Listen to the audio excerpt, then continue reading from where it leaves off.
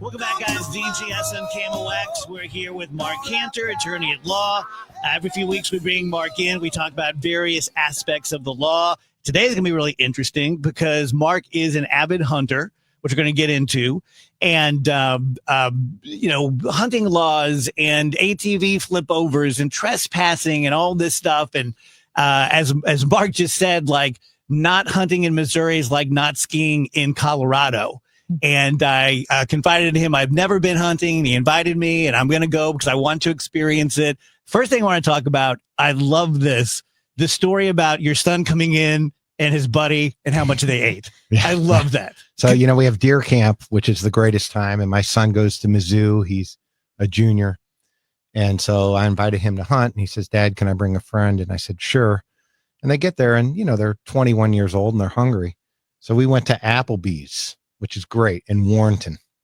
And they have a deal where you get 2 entrees and an appetizer, like it's a date night. Well, each boy ordered that. I love it. So they had 2 kids, 4 meals, 2 appetizers, and they ate every stitch of it.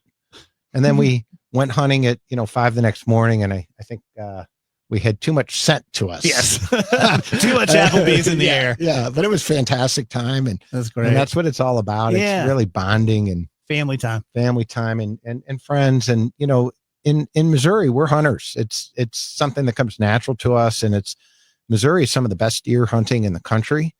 Cantor Injury Law has a retreat called CantorLand, which is about 250 acres. And, I was lucky enough to get a huge 12-point buck during bow season. And now I'm tagged out. I got a nice 10-pointer during rifle season. And my older son's best friend got one, and my doctor got one. And some people aren't even seeing deer, but CantorLand does the work all year long. So that when it looks like we're lucky, it's really because we've done timber stand improvements, we've done controlled and prescribed burns, we've killed the invasives, we planted the fields, we've cleared all, and we're good hunters working hard to win.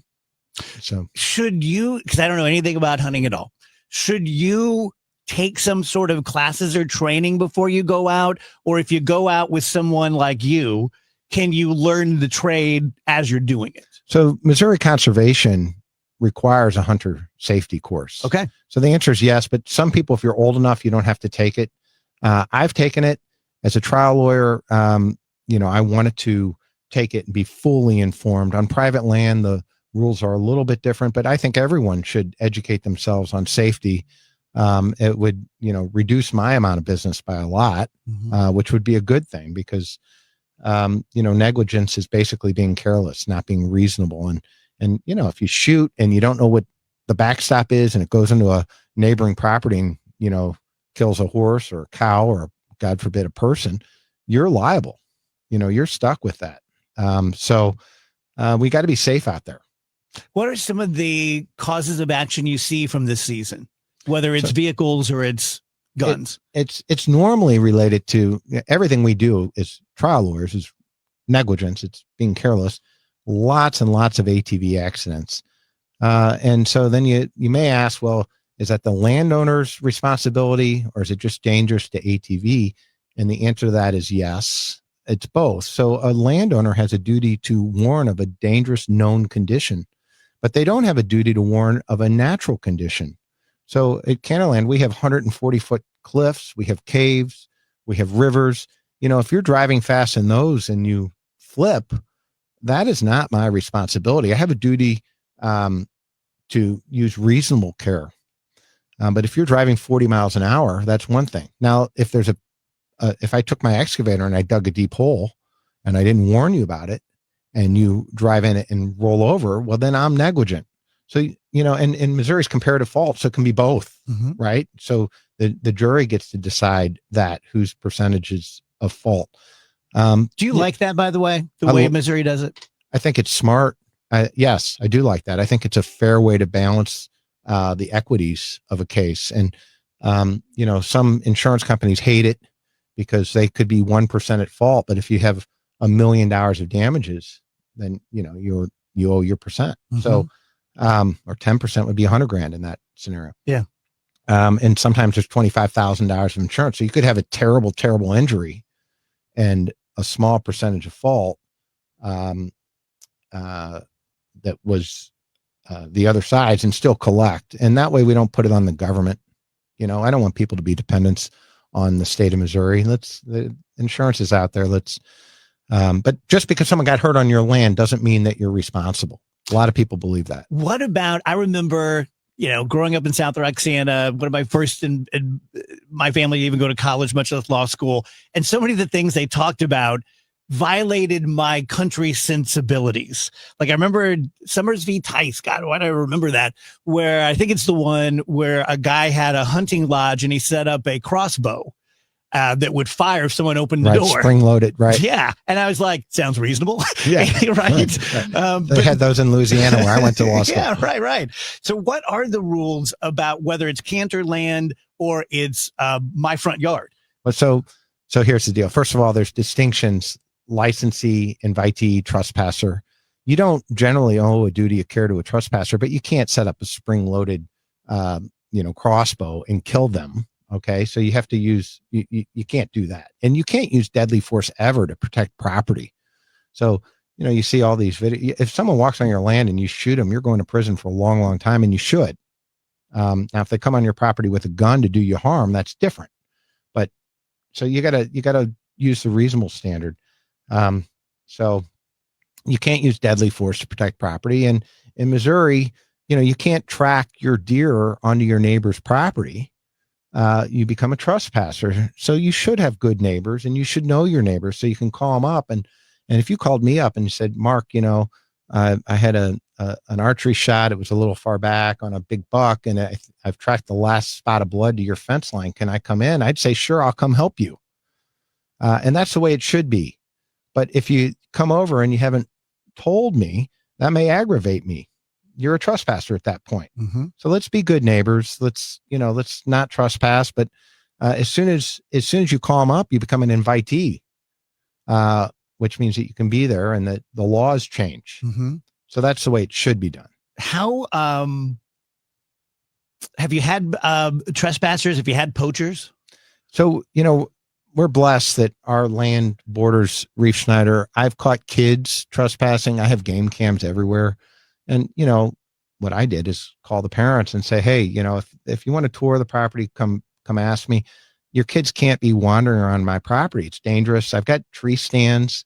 There's an argument that could be made. They're attractive nuisances. So you go on there and then you climb up. So you got to warn them and tell them to stay off so that you limit your liability. Yeah. It's just like, the classic trampoline in the backyard. Yeah. People the get attractive hurt. nuisance. The attractive nuisance. Like kids want to go swimming and so you got to take, I've put up warning signs. I've got a limestone quarry lake. And I caught 6 kids down there, and I put them in my ATV. I've got a big Polaris Ranger seat 6. So I piled them all in. I took them back to their grandfather, and this nice 12-year-old boy was telling me how he likes to jump off the rocks there. And I'm just like, oh, that's great. But, we gotta have your parents, or which rock is it, by the way? And he's telling me, and, I was super nice about it, but I can't have a, kid jumping off the rocks at CantorLand. Yeah. So I'm curious, this is more of an overall question, but it's been 25 years since I've practiced, and 35 years ago, when I started, and I was like at Sandberg Phoenix, and we were representing like ATV makers and things like that. So I know kind of some of the science and some of the, this is what was wrong 35 years ago, 25 years ago. My point is, you'd think that products liability, they would have figured it out by now. Yes, but they haven't, because dangerous things, fun things are dangerous. And, some of these things aren't even sold in Japan where they're, made. So ATVs, classic ride-on tops, they don't have a turning differential. So if you're turning left in a car, your front left tire goes slower than your front right tire. It's turning. Well, an ATV doesn't have that, which causes that bounce effect and then the rollover. And we've seen some terrible, terrible accidents with that. So there is ATV products liability.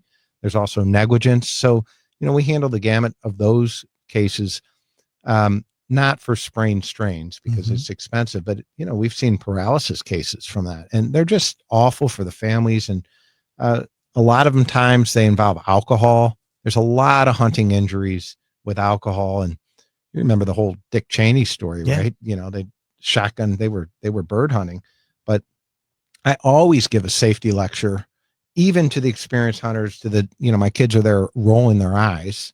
But you've got to do it because that's what reasonable people do. And let's do fun things, dangerous things in a safe way. Yeah. What led you to CantorLand? What led you to hunting? So I never hunted as a kid. My parents were anti-gun. I had a realization that in Missouri, like you said at the opening of the show, not hunting, all my clients hunted. And I had a case with a huge recovery, and the daughters were fighting over the father's shotgun. And I had to I bought 2 more shotguns, and I made a chart for like 50 years about who gets the shotgun that rotates. And I realized I was blind to that part of our culture in Missouri, and I wanted to learn how to hunt. And so I got a gun and started taking classes, and I am an avid conservationist now. My mother is an Audubon type person, planting stuff for, butterflies and bees and so her yard is perfect. So I do that on a larger scale at CantorLand. I've got almost 250 acres, and I've got a skid loader with a barrelhead mulcher and which is a forestry type of device and I've got an excavator and I've got a high lift, and I'm out there burning. Yeah. And so my land is really the way a Missouri forest should be. The understory is right and the canopy is right. And I don't have a lot of honeysuckle or Irish rose or, all those bad plants. Mm-hmm. And that's why we've had great results hunting. That's also why we have great results at Cantor Injury Law, because we're putting in the work to win. And you got to do the work, work hard, play hard. You got to do it. And so we've yielded, other people are saying they haven't seen any deer. We took 3 large bucks in the first 2 days. We didn't get any opening day, but the second and third day we got 3 large bucks, which is a fantastic result. And so now I'm tagged out. So I'll be hunting does. I'm doing Hunt with Your Boss Day tomorrow. I'm taking some people that work with me that want to hunt. Yeah. And we'll do deer camp and, make the back strap and the tenderloin. And maybe one of these days I'll have you out there. Yeah. Dave. I would legitimately, truly like to do it. It's something I've never done in my life, and I need to experience it. How do people find you? So we're at CantorInjuryLaw.com. And so you can visit us on the web, or 314-628-9999. You've probably seen our signs for Cantor Injury Law and our signs for CantorLand. We're the only law firm that I'm aware of in the country with its own retreat center. And you can't get more local than that. So our theme, it used to be get the big bucks. Don't take a little doe, get the big bucks. And it's hunting season, so I'm saying that now. But you see the sign for Count on Cantor. And I think your audience can count on Cantor. We're here, we're local. We won't ever sell them out. And I hope that if they need a great lawyer advocating for them, that they call Cantor Injury Law. Thank you, buddy. Thank you.